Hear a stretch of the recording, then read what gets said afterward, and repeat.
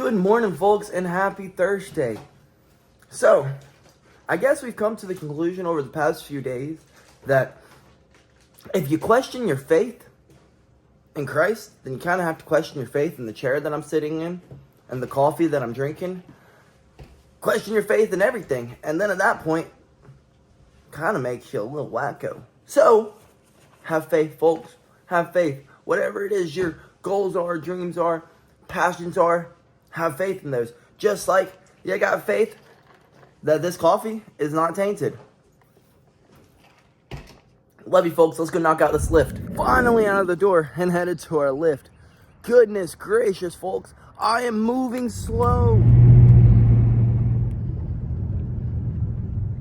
Well, folks, we finally made it to the gym. Maybe later than shiz, but we will still get a good workout in. We'll run in here, do our main lifts, and then rush on out and then head to practice. Get better today than we were yesterday. Alrighty, folks, was lift complete, and it was a good one. Folks, some of y'all could just up your intensity and you can get a whole lot done in a short period of time. What do I mean by up the intensity? I mean, like, do your sets as hard as you possibly can so you can't get another rep out. And then after you get another rep out, after you get done with the set, as soon as you recover from the set, you get into the next set. You don't lollygag and sit around. You get right into it. If you up the intensity, you get a whole lot done in just a short period of time. But let's go clean up and get to practice. Cleaned up and headed out the door. And of course, raise the intensity at your own discretion and at your own fitness level. Don't. All right, well, BillyGoat said to raise the intensity levels. I'm gonna go in the gym and pull a hamstring and leave dripping sweat. No, not what I'm saying, but I am saying up the intensity and you can get a whole lot more out of your workout. If you know what I mean. If you've been training for years and you're leaving the gym not winded, you're finishing your sets not winded, you're not breaking a sweat, then maybe you do need to up the intensity levels a lot. But if it's just your first day, just your first week, you're just getting into the gym, yeah, don't go out and break a leg, literally, but you can also up the intensity levels, if you know what I mean.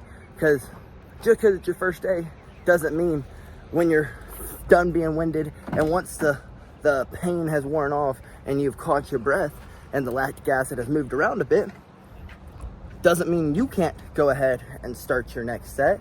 You get what I'm saying?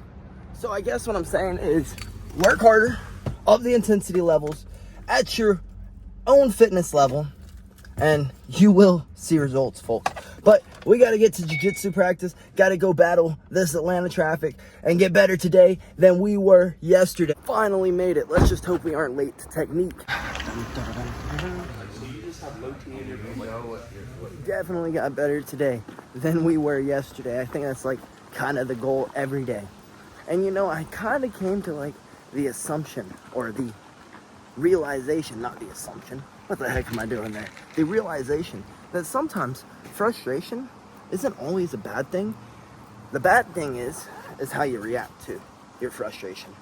Because without frustration, you would never know that you need to go improve somewhere.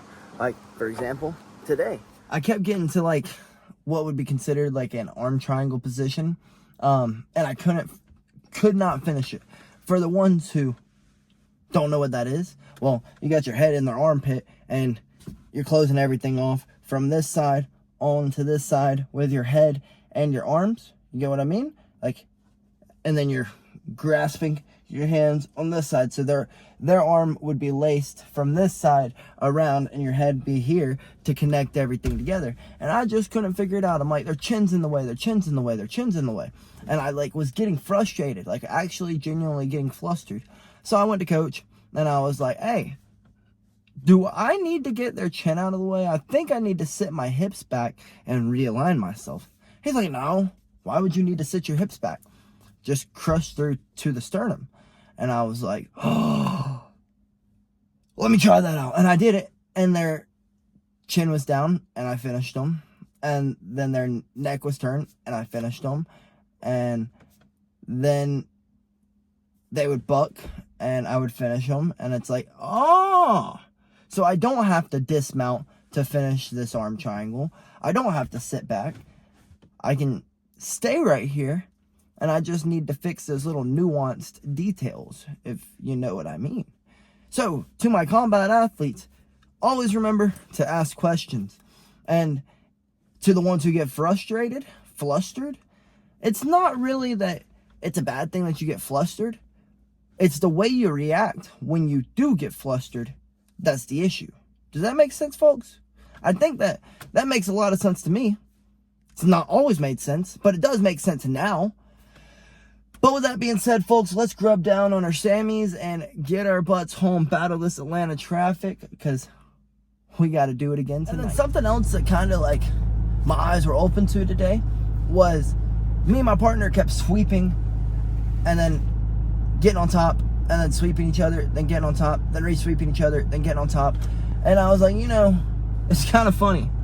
This whole jiu-jitsu thing, this whole fighting thing, really, this whole life thing, this whole fitness journey thing, it's not really like who's going to win the sprint. It's going to be who's going to win the marathon. Because at any moment, one of us could have gassed out because we're over there sprinting.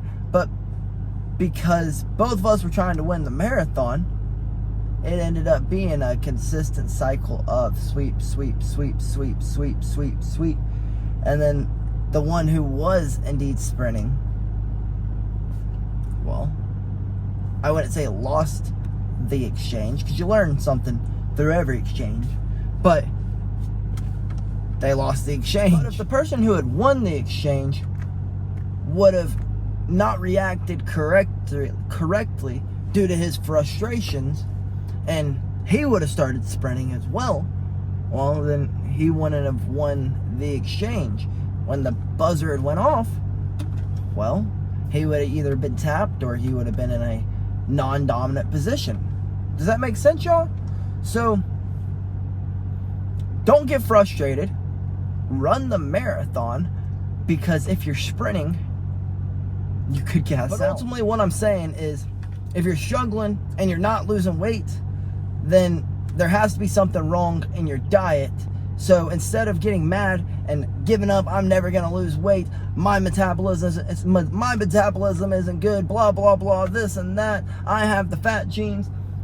Instead of doing that, look at yourself and go, maybe there's something in my diet, maybe I'm eating too many calories. Because calories in versus calories out is the only way you can lose weight. 2, look into your fitness. Are you doing enough cardio?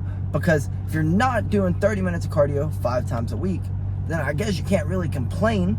And if you're eating too many calories to still only have done 30 minutes of cardio 5 times a week, and you've upped your calories since you started doing that, well, don't get frustrated at your coach. I guess you can get frustrated because you're not understanding, and if you don't get frustrated, then you'll never ask the question. Don't just la da da da da. I don't care. I'm just gonna keep doing it my way. No. Get frustrated, but don't react in a way where you're gonna quit doing something. React in a way where you're gonna go find the answer and fix the problem you're having. Whether that be in life, whether that be in a fight, whether that be in jiu-jitsu, or whether that be in your fitness realm. You know what I mean? Well, folks, we have finally made it home. I guess we're going to run inside and see if we can recover just a little bit, so that we can go make this trek again all the way out and all the way back. Well, folks, our nap hit the spot. It just wasn't enough. That was an absolute fight to get back out of the bed. So this ride is probably gonna suck. But let's go get better today than we were yesterday. And find some flipping caffeine. Our good old friend Caffeine saving the day as usual. Let's go get better today than we were flipping yesterday. Maybe get kicked in the head a time or two by our friends. And just like that, well, I wouldn't say just like that. There was a lot of traffic. But we were back at this lovely place that we call the gym. It's like we never left. But I guess the little thing I want to point out to y'all is not every day are you going to want to do the things that you love to do, even though you love to do it. It doesn't mean you are flipping depressed. You could just be tired. I mean, it's human nature not to want to go and do things that are hard. Even though I love to do things that are hard, even though I love to do this, and I was like fiending for it earlier in the week, I'm still freaking tired. Like, I could be tired and still go and do it. You get what I'm saying, folks? It's just about what you want. I have goals and dreams to reach, so what are we going to do? We're going to go learn as much as we can so that we can get to those goals and dreams. But let's go slip these 16-ounce gloves flying out our head. Better today than we were yesterday. We got to talking about this little topic of learning. And we're like, as an athlete, you should never get to a point in your career where you stop learning. And I was like, well, we take it back to life. You can never really get to a point where you stop learning, because if you stop learning, then you have a really big ego and you are really prideful because you can't know everything. So the point you stop learning is the point where you're no longer really being a good person, the best person you can be, at least. I'm going to say you aren't a good person, but you're definitely not being the best version of yourself you can be. But let's get on home, folks, and find some grub on the way home, because we did not meal prep this week. Shame on us. Well, folks, we just made it home in record flipping timing. And I promise you, no speed limits were broke, no laws were broke. It was just open road. And maybe our foot hard on the pedal. So never mind them brakes. But anyways, we are home. We're gonna run inside. We're gonna shower up, and we skipped going to grab grub on the way home because, well, our mom's called us on the way home. She's like, hey, is JB working? And I was like, you know what? She is working. She's like, well, you want to go get dinner again? I really enjoyed last night. And I was like, you know what, Mom? I might as well. Why not go spend time with my mama? So we're going to go clean up, and then we're going to get back out the door and go get some grub with our mom. Showered up and back out of the door. And, you know, the only thing open right now is Redneck Hibachi and IHOP. So I guess we're going to go eat our calories for the day and flipping butter. Let's go fill our bellies. Well, folks, our Redneck Hibachi hit the spot, but it is now 12 o'clock in the morning. So we've got to boogie on home and hope that we can get a few hours of sleep before we got to be back up in the morning and teach morning class. We are finally home, and I guess we're going to take our butts inside and edit up this video, get the animals taken care of, and call it a flipping night, because it was a long day and it is a late night. And for all the ones who are questioning, are these late nights worth it? Are they going to be worth it? Or is it going to pay off in the end? Yeah, keep grinding, folks. Eventually, all these late nights are going to pay off. You're going to reach those goals. Have faith, folks. Good night, and BillyGoat flipping loves you.